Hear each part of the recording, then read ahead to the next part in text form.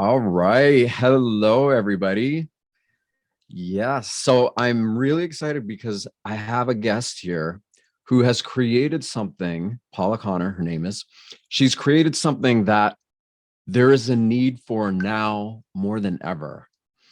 And as the old world continues to crumble and unravel, and, you know, people watch what they once thought was normal start becoming really abnormal, a lot of stress hormones, a lot of panic, a lot of the unknown starts to sink in, and people get into really negative states of being, really creating massive cortisol spikes.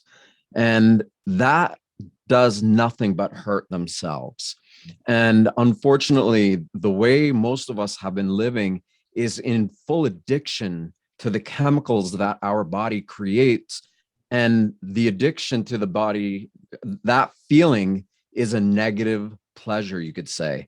It's like you're looking for things that are going to stimulate that feeling of cortisol rush because you're addicted to it, essentially. So she's created something called Mind Your Mind series that is literally it's a course, but it helps somebody going from not really understanding what coherence is. It's for everybody, no matter what level of awareness you categorize yourself as, the beginner or the expert. There's something in it for everybody. But essentially, for those who are unaware of what heart-brain coherence is, what the benefits of it are, how to recognize when you go unconscious and into a stress loop or a pattern where you just get carried away. She has taken all of this and put it into a very linear, step-by-step way of explaining all this stuff so that people can get it and recognize the patterns of this, the mental and emotional patterns that they feel in their own life. And you start to get good at catching yourself doing it, and you reverse that negative pleasure addiction into one of loving peacefulness, loving calmness, being in a state of heart-brain coherence where you feel the good feelings that your body makes. It doesn't just make stress hormones, it makes feel-good chemicals. It's alchemy. It's literally changing your body chemistry to one that reflects the way you want to feel. So that was a long intro, but I wanted to get a lot of that stuff out so people could really kind of have an idea of how amazing this course is, how comprehensive it is, and also the simplicity in which you lay it out. So Thank you. That welcome, was a Paula. really, thank you. And thank you to your community. It's very nice to be here. I'm very honored and very grateful. Yeah, I Oh, let kind me of, just say too, one more thing. And for everybody, Laura, this is Laura Eisenhower. We share this platform. So I want to give a shout out to Laura, obviously, and thank her for letting Paula come on. So, yeah. And of course, as you know, Laura and I have done a couple of the Divine Feminine roundtables together. I'm so grateful for it. It's lovely to know her. And of course, she's busy being a mama to baby goats right now. I know. Yeah, that was Yeah. so sad to hear that, but what Mm. adorable little beings they are, and how lucky they are to have her as the surrogate mama.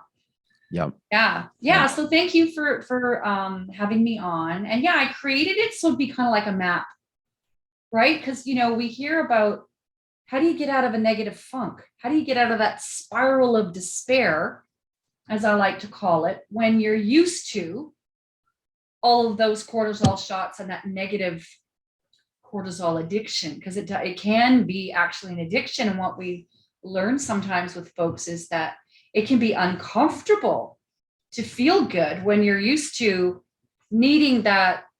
You need those stress hormones. Oh, I function better when I'm under stress. Well, it's a perceived idea of functioning better under stress, but not really. And it's almost kind of like in our world, it's a bit of a badge of honor now, how much of a burden and how overwhelmed you can be. And we don't want that, because the human being wasn't constructed to be in a state of anger or stress all the time.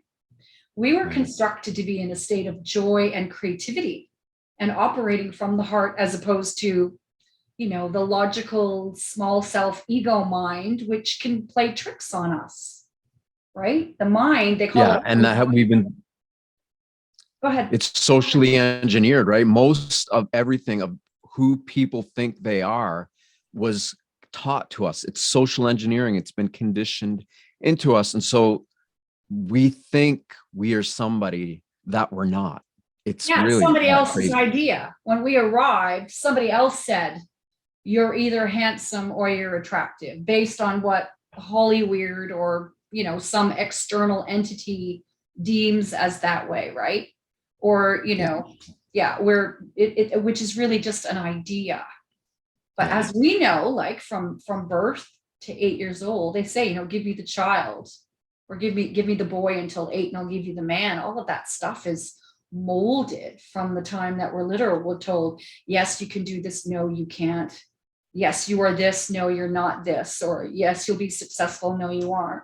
And of course, the biggest, I want to say, trickster in this whole reality is the idea that you have to see it to believe it. And that's not true. You have to imagine it. You have to create The opposite. it. Absolutely. And I think I'm pretty sure actually that was by design, so that we as a collective would keep on creating what perhaps those that are running the show or were running the show desired. And so I thought it would be really important to create a map that was practical and useful. And as you said, it didn't matter whether or not you're a seasoned seeker. And because I have had feedback from a couple of people that said, oh, I know all of this. And it's true. Yeah. All of this, this has been pulled through my own life experience, all of the courses I've taken and the books that I've read and the work that I've done on my own. But this is really, how do you get from a negative outlook where you could be spinning, where, like, if you think about it, if some stranger can come along that you don't know and say something to you and do something to you that can cause you to be angry and pull you off your kilter, you are like a mouse in a mousetrap with a cat. You're a puppet. We can be puppeted so easily if we can be disturbed or disrupted by a trigger. So this is really about, how do you master the mind so it can become a servant of the heart? Because we need more heart in this world. If we had more heart in this world, we wouldn't be treating each other the way that we're doing, right? Exactly. Yeah. So it's like people live like they have forgotten that there's a body underneath their head. People are that in their head, like, and it's like, we have a whole body here. And when you are consciously embodying or being in your whole body, it's a very different experience than just being in your prefrontal cortex, thinking you're whoever you think you are, doing whatever you think you're doing. And it takes reconditioning, mental disinfectant reconditioning. You have to retrain yourself to just calm down, get into a state of being there, and then recognize it so that you can remember it. You can memorize that state. And then that helps you, that's practice. And that helps you to stay there more and more. So exactly. And that way, when somebody does come along and says something, you're like, whatever. Not my stuff. Your triggers, that I love that. You're absolutely right. Because when people try to trigger you, or the things that used to trigger you, once you get really good at being in a harmonious state of being, those things don't trigger you the same way that they once did.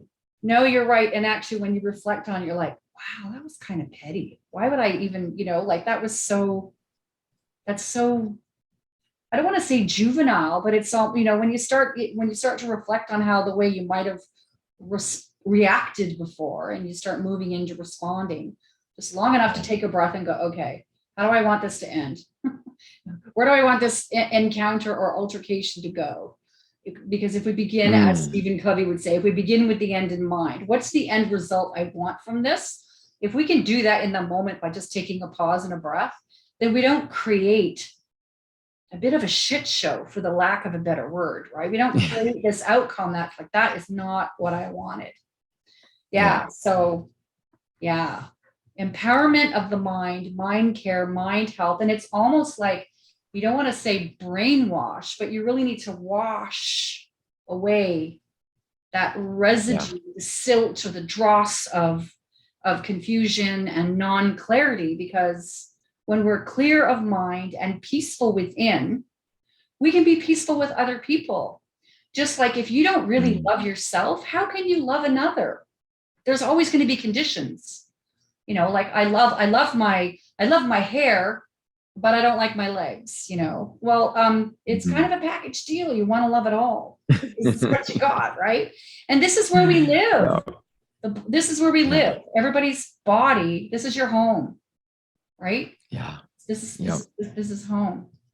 And it's so important to bring it back to the heart, because, well, if you look at the external world, we can see what we can create when the ego's running the show, which is just the mind. Yeah. There's opportunity everywhere. Why don't you tell everybody how basically the way this course is set up and what they kind of can expect to get as they go through it? Yeah, sure. That's a really good question. So there's 6 parts, or 6 chapters, as I like to call it. They're about 25 to 30 minutes each.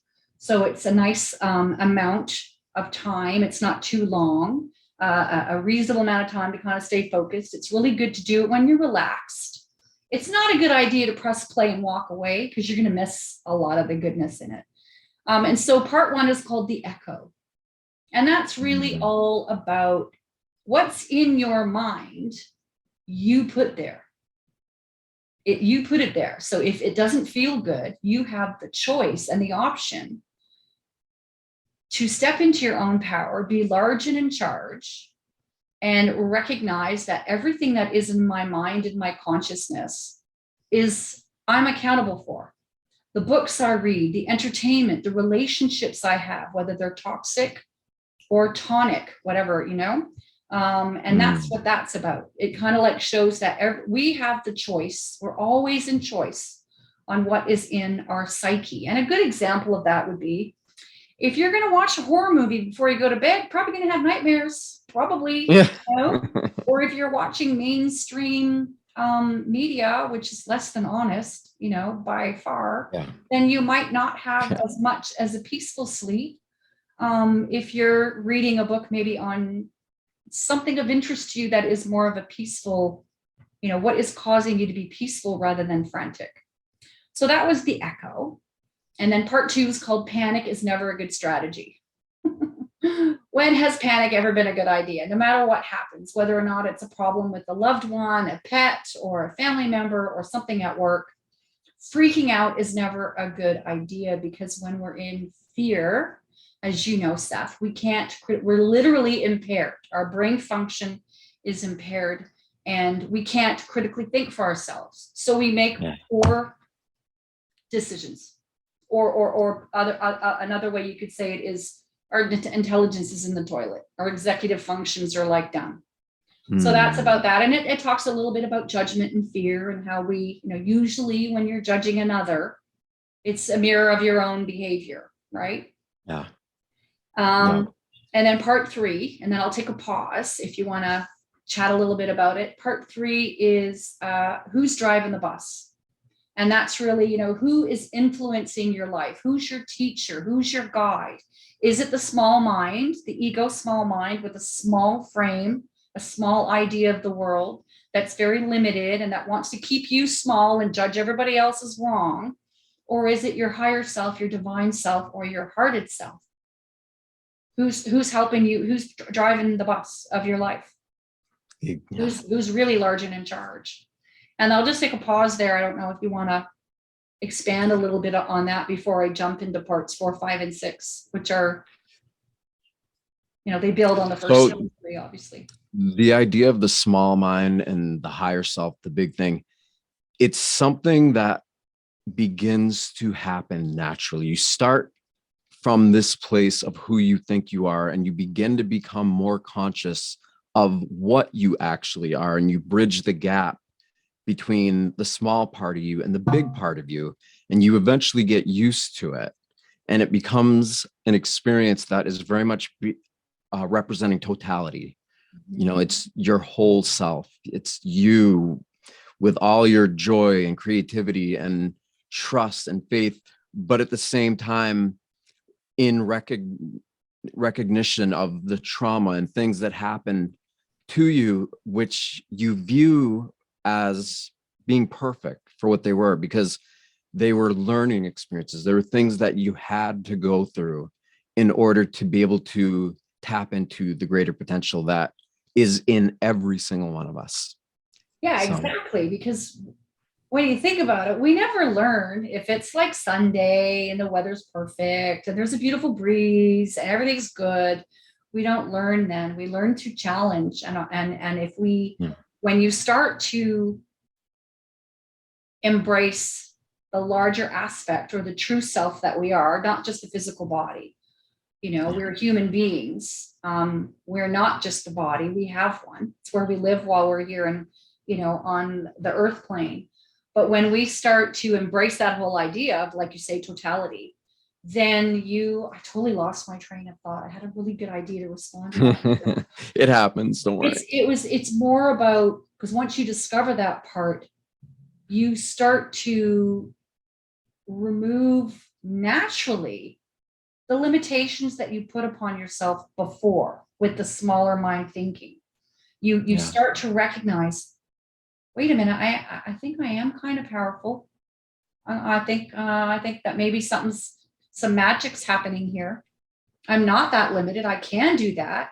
They said externally, they told me I was this, I was that, all those ideas of what they told us that we are. But when we start to look internally, it's kind of like it's kind of getting old as a quote, but it's an inside job. And the only way out is in. We don't evolve as a species or as an individual through the external world by everything out there. It's always within, right?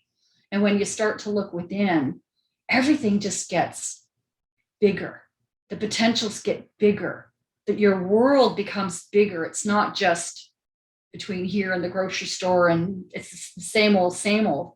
Magic and miracles literally start to happen.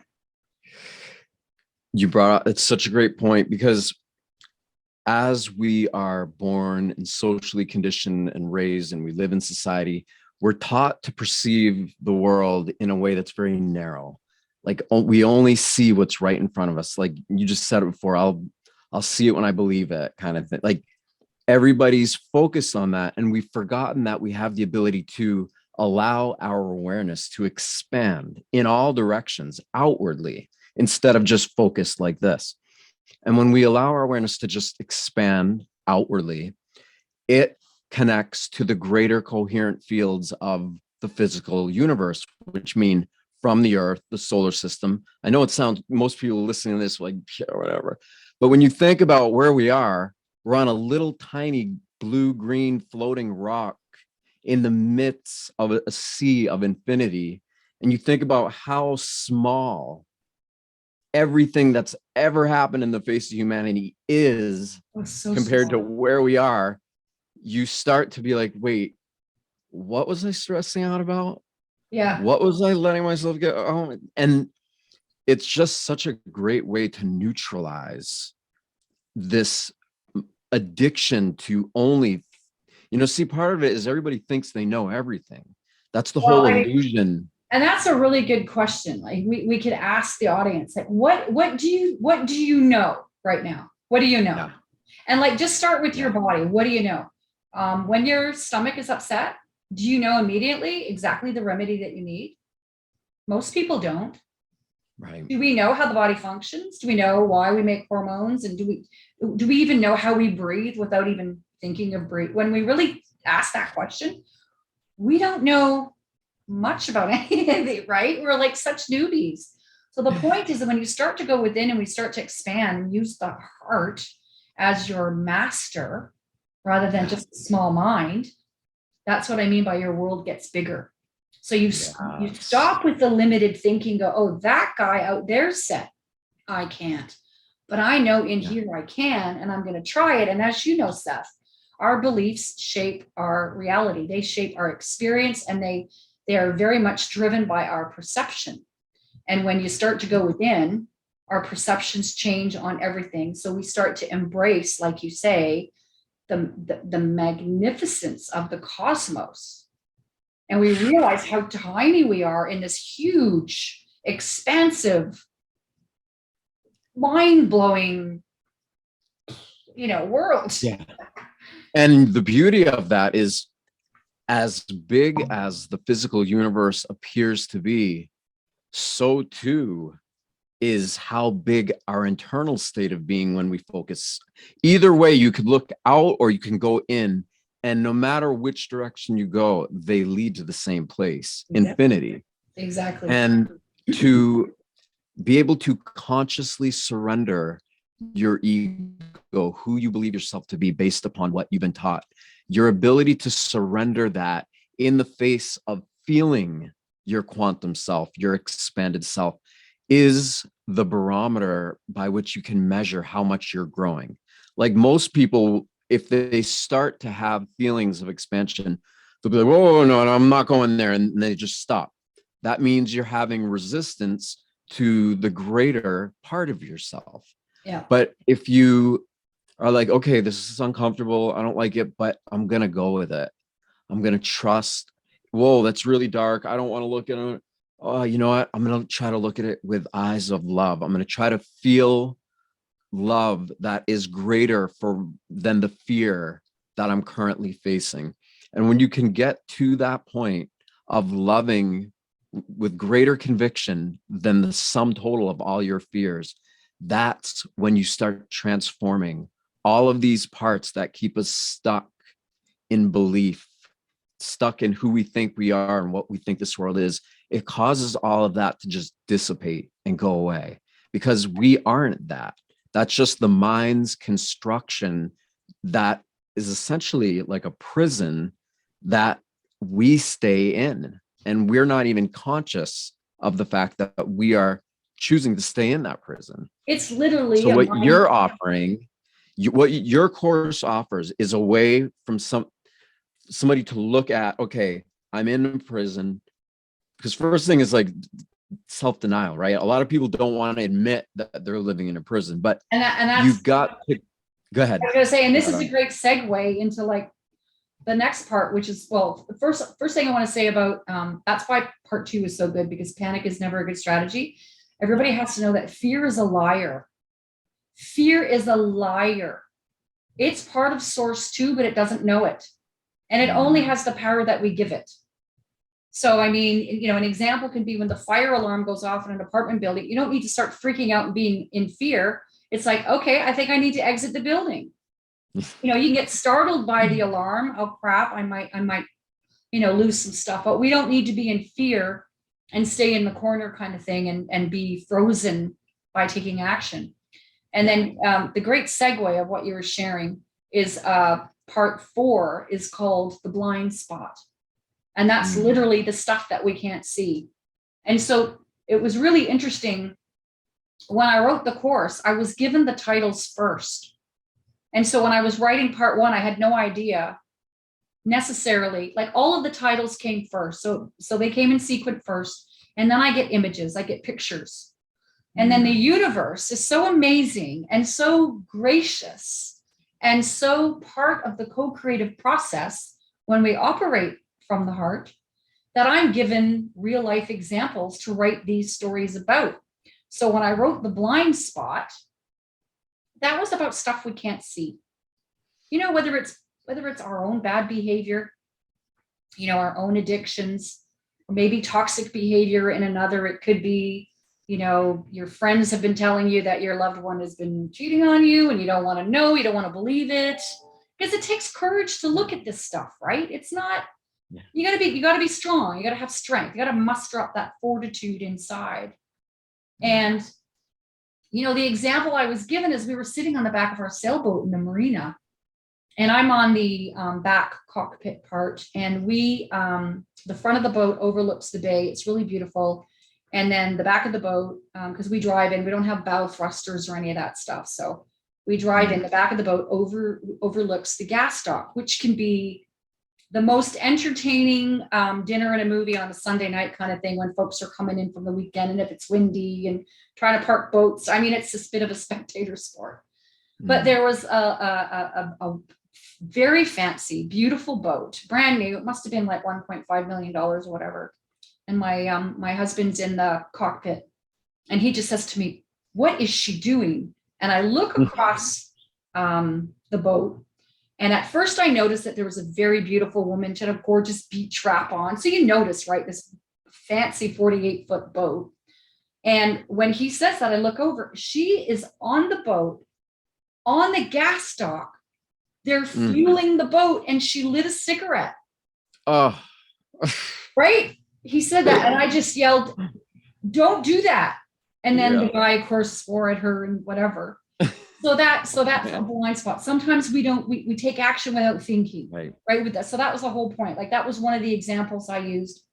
And sometimes you don't see toxic behavior. And sometimes your brain will literally filter out something that's been introduced that you're not used to seeing. Could be your partner had a beard forever, then shaves it off, and it takes you a bit to notice it. You don't see it right away, right? So the brain literally filters it out. But the biggest blind spot in that example is that we're not separate from each other, the earth, or from our source. That's the biggest humanity blind spot. And then part 5 was the greatest show on earth happens behind the eyes. When you think about our experience, all of it is internal. Everything happens on the inside, right? Really. And then part 6 is the longest journey we'll ever take is from the head to the heart. And then, as I say, that's why it takes a bit to make that decision to get there. And it's usually something's blown up in your world, or you're so overwhelmed. If something else goes wrong, you're going to lose it. And that's usually when you're like, I got to do something. This isn't working for me.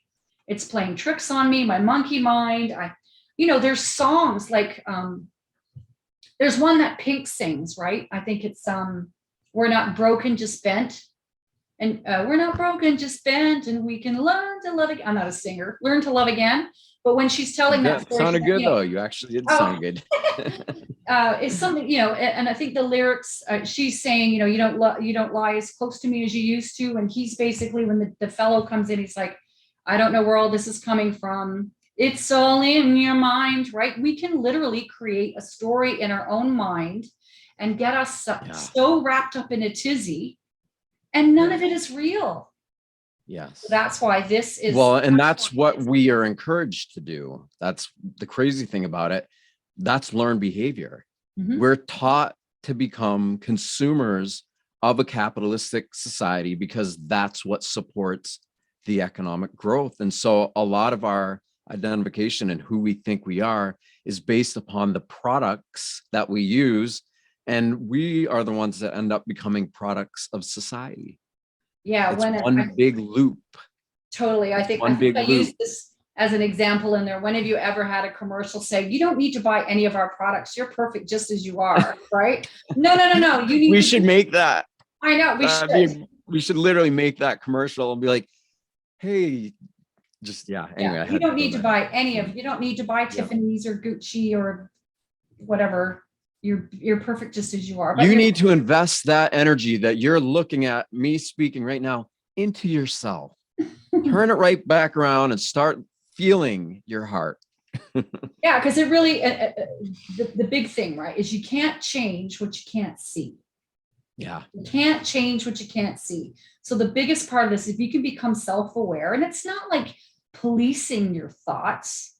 I mean, it kind of sort of is, because you're large and in charge. And I've heard people say often, I'm responsible for what I say in the world, but you are responsible for how you receive it. Yeah. Because I can say something with pure intention and meaning something, very kind-hearted and compassionate. But if you're not at peace with yourself, you might take it personally. And what did she mean by that? Why would she say that? That hurt my feelings. And then it gets into that whole spin of misunderstanding, miscommunication, which is usually the root of all of our relationship challenges, is not understanding, not comprehending, right? So we've been conditioned from day one. Be afraid, You suck, you'll be nothing without my product. Yeah. Spend $150,000 on your education, and then maybe you'll get a job making $40 an hour. Like it's upside Just down. so you can pay off the debt that you borrowed to do it. Yeah. Right, It's right. one big system that keeps us stuck. It's prison. It is, yeah. So this is why I created this, because it creates a bit of a map, as you said, to get out of to free yourself from your self-imprisoned mind and start actually creating your life on purpose by staying in a positive mood, vibe, a vibration, moment to moment to moment, no matter what is happening. Because every time we're faced with someone, if we have an encounter with someone who perhaps we would judge or observe as less than pleasant, it's an opportunity for us, okay, what am I being asked of here? Because the person freaking out certainly doesn't need you to hate them. What they do need, likely, is your compassion and your kindness and your love. Because we've also been taught that too, right, Seth? Love is intimate. Love is romantic. But it's actually the teachers that I work with and learn from, they say love is not an emotion, it's a current of being. And so I love you because you're part of source. You're a life creation and you're my brother. I might not like you much. I might not want you to come for dinner and have tea and go horseback riding or what have you with you, but that's okay. But I still love you because you're part of life and creation. Yes. Which means I honor and respect you, and I'm not going to do you harm. But we were taught it was kind of the other way around. Well, I like the guy, but I don't love him. Right? So it's almost like everything is inverted. Everything's mixed up and sideways, and which we already know. And this is the beauty of the reality that we're living in now, is we are witnessing literally the collapse of the fall of the Roman Empire, or another way I like to say it, Earth is under renovations, and so is humanity's consciousness. And when that's happening, things aren't really that pretty. It's a bit of a mess. Yeah. Right? And that's from the campaign. That's from that comedy with Will Ferrell. It's a mess. It is a bit of a mess right now as we witness the world. So this also helps people to let that go. Let go what's happening 4,000 miles away, which doesn't mean we're not compassionate and aware, but it means if you can focus on your internal reality and get that in order and peaceful, no matter what. I mean, what happens if you've got billions of peaceful people on the planet? The idea of war would never, ever happen. It would be utter insanity. We would never agree to it. Right? Absolutely. I mean, like there'd be nothing that would do that. But to make that point of what you're saying, it's like, okay, war is chaos, right? Like it's chaos. And to not be war, to be in a state of peace, would be coherence. Yep. And when you look at reality, right? When you look at nature, you see that both chaos and coherence exist. Chaos exists in the form of, like, say in space, like a star explodes, right? It's got to be really chaotic and just a really intense event. It explodes, but then after it explodes, all the pieces coming out of it start to slow down, and they're captured by the whole of the coherent universe or galaxy or solar system that it's in. So there needs to be both forces, but there's more coherence than there is chaos. Absolutely. Right now, we are living as though there were more chaos than there is coherence. And so that's created great imbalance. Right. And it becomes although it's absolutely divine ordered chaos. And an example to bring the cosmic down to earth, what a wonderful example with the star exploding. It's a teaching. It's like a forest fire. At the time, it's like, oh my God, we're losing hectares of land, but it burns through the dross and the debris, and it creates room for new birth and new life. Or a tornado or a hurricane, use a hurricane, that's Mother Nature's way of pruning the forest. Yeah. And nothing is ever wasted, because a tree that falls and dies becomes a perfect home for all the little creatures. So you're right. We live in such a perfect harmony. And what we're witnessing right now is chaos and destruction, and it's for our benefit. We might not, like I say, we're under renovations. So when you renovate a house, everything's ripped apart. There's crap everywhere. Nothing is working. You have no sink. You have no kitchen counter. You got to go use the outhouse to go to the washroom. You don't have a toilet, right? Everything's a mess.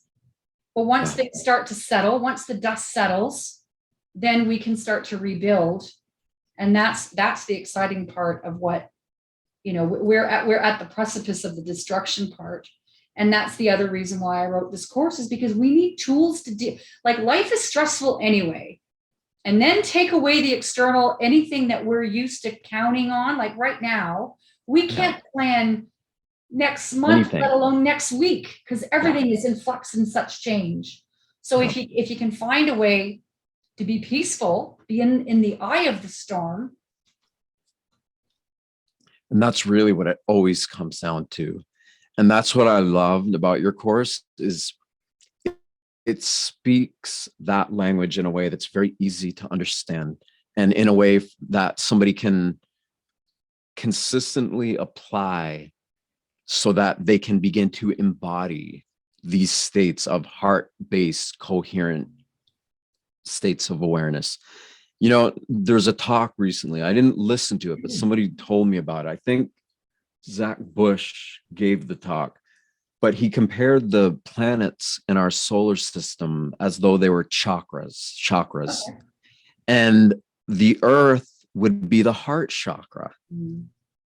And to me, like, again, I didn't listen to the talk, so I don't want to paraphrase or make up anything. But when I heard somebody explain that part of me, tell me that part, it just made perfect sense to me. Like, when you think about the Earth is the heart in this system that we are, then isn't it our responsibility to really uphold the love for this planet, for ourselves, for each other in general, beyond just the human notion of love? Like you were saying before, humans have this notion of love that is idealistic, romantic, sexual, all those things. But love, the actual force of love, those are just expressions or potential expressions of love. Real love is a wild, super powerful, incomprehensible force of creativity. It is a force of creativity so great that we're not consciously able to even comprehend it. However, when we're in a heart-based state, which is what you're teaching people how to do in your course, you begin to have glimpses or activating parts of your awareness that allow you to live in a way where you can start to feel that kind of love. And that's the real love. Like, that's what love really is about. When you know that God or the universe or whatever name you want to give to that which is causing every single one of our hearts to beat, when you have a conscious relationship to that and you know it, that's when your brain changes. So that's why this is kind of a gateway series. It gets the listener to the point where I'm going to make the choice to get out of my head and let my heart become my master. And then my mind can become a servant of the heart. And so all actions I take in the world reflect that. And because, I mean, I don't know, is there anybody out there that does not think that this planet is so beautiful? I mean, there are things that are just, the creativity of the creator is mind-blowing. Like, just go from a dolphin to a butterfly to a wasp and a python and a donkey. Like, the creativity is, and I mean, that's only what we've seen. I bet you there's half the stuff in the ocean we don't even know exists yet. So then, and that's the other thing that's so beautiful about the earth as the heart of the universe, or the heart of this solar system, or this realm, as Nikola Tesla said, The heart, see, again, I lost I go off on these little ideas and I'm like, Oh, that's damn, I right. forgot what I was going to say. But when you start to, when you operate from the heart, you begin to realize and comprehend that humanity's diversity is actually, it's what makes us deliciously special. Because it's the honoring of our differences and our diversity that is so magnificent. And if we can comprehend that and get along with ourselves here on the planet and recognize all that diversity, what happens when you get off planet? Like now you're getting, now we're talking out there. But it's about honoring the individuation and recognizing also that even though we're different, we have a lot in common. Like we all have a heartbeat, we all have DNA, we all bleed, we all have sadness, we all have love, we all love connection and social community. Like it doesn't matter what color you are or what religion or what direction you pray to. We have way more in common than we probably honor and recognize, right? Everybody, yes. I mean, from an elemental level, we are all 60 to 70% water. Like almost every one of us, we are all water-based beings with consciousness. What is consciousness? Who even knows? But we do know that it's some kind of bioelectric force that is animating the water molecules of the body. I mean, it's so incredible what we are. And when we allow ourselves to ponder this, either alone or like you and I are doing together right now, and get others really considering how awe-inspiring this all truly is, then suddenly we break through the barriers of societal conditioning and we begin to witness ourselves both as we are and as we have the potential to be. And that is what I get up every morning looking forward to seeing how it's going to unfold, because it's miracle. We didn't get born and we're told from day one, like, Seth, my darling, you are an absolute perfect miracle. Like if we could get folks that are listening to look in the mirror and go, recognize how much of a miracle you are. You've got trillions of cells that know exactly what to do. You don't have to remember to breathe or beat your heart. You don't have to remember any of that stuff, right? Thank God. You don't have to grow your fingernails or grow muscles or make amino acids or proteins. All of that happens through the miracle of your expression as spirit in form. You can't take the spirit out of the form. In fact, I think I read a book. I guess I'm going to give her a bit of a plug, but it was by Julia Carter, and it's called World Bridgers. And I think she made, I hope I'm not going to mangle the quote, but it's basically the physical body is like the pinnacle of the spiritual identity of the spirit. Like this is the creation of the magnificence of our spirit. That's how amazing we are. And we forget that because we're too busy being told by the corporation that we suck if we don't buy these pair of shoes, right? To bring it right back down to, complete silliness.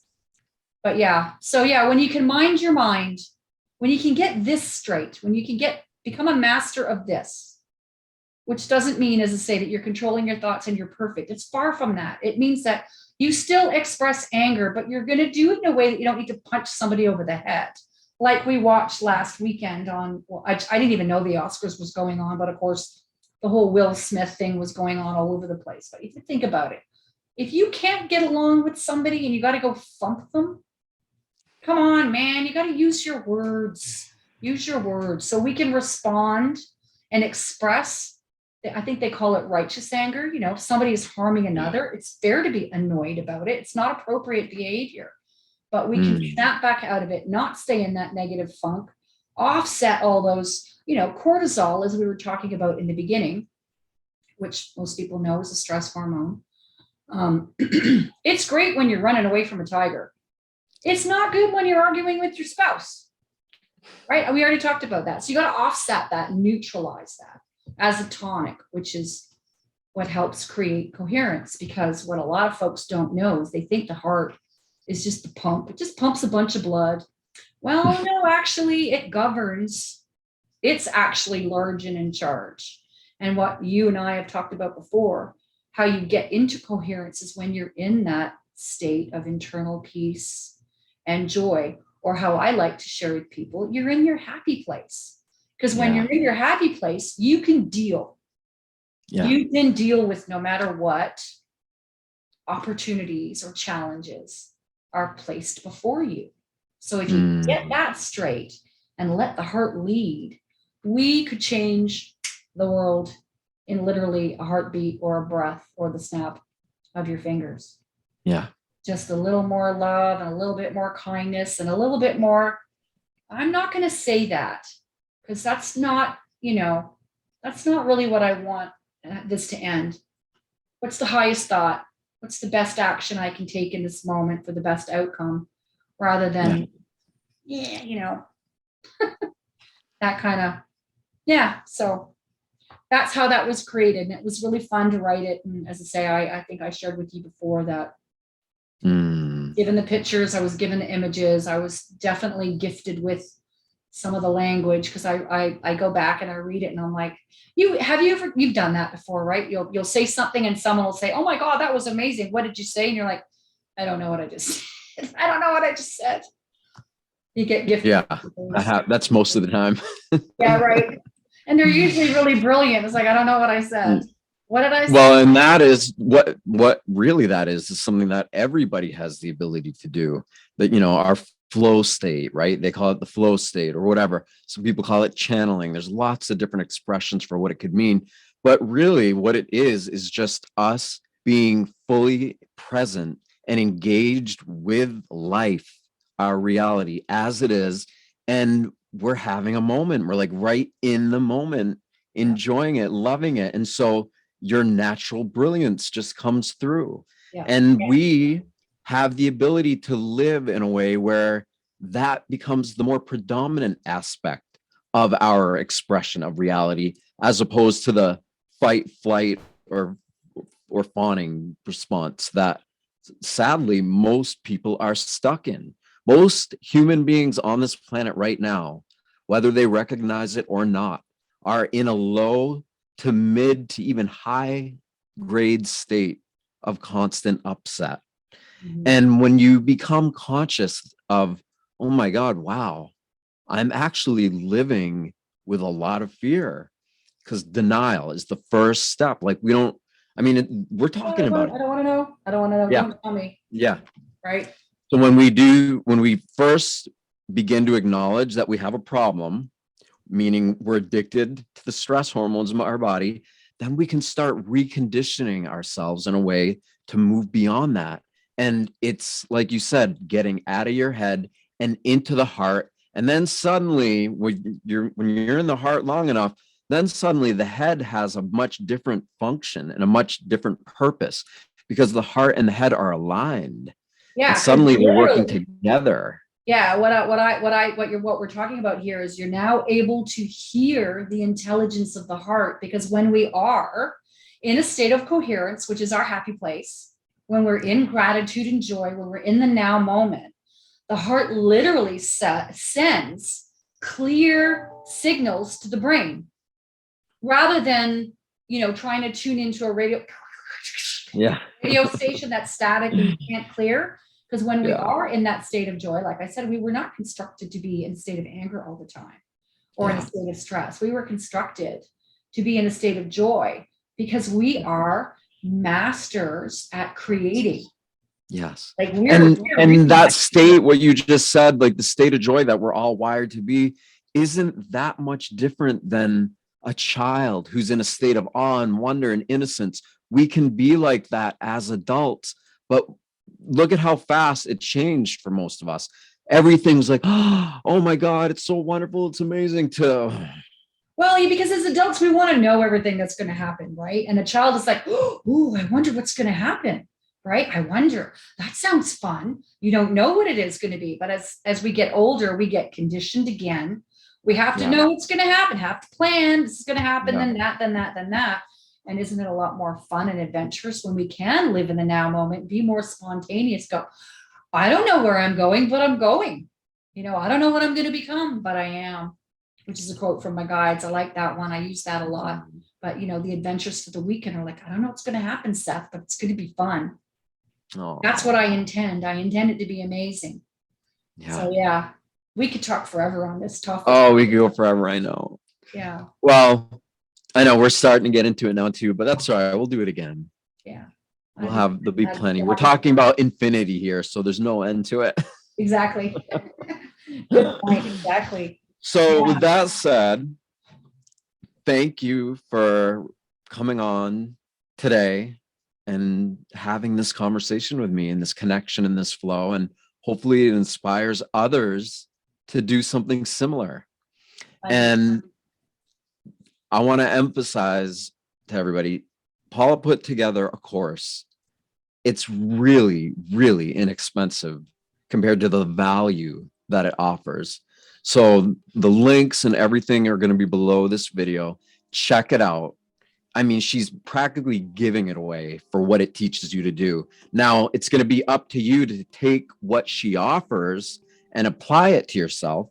You're going to have to do that work, but she says it in a way that gives you clear steps of how to do it. And if you do that bit by bit over time, you're going to start feeling and knowing and experiencing the rewards of your efforts to improve yourself.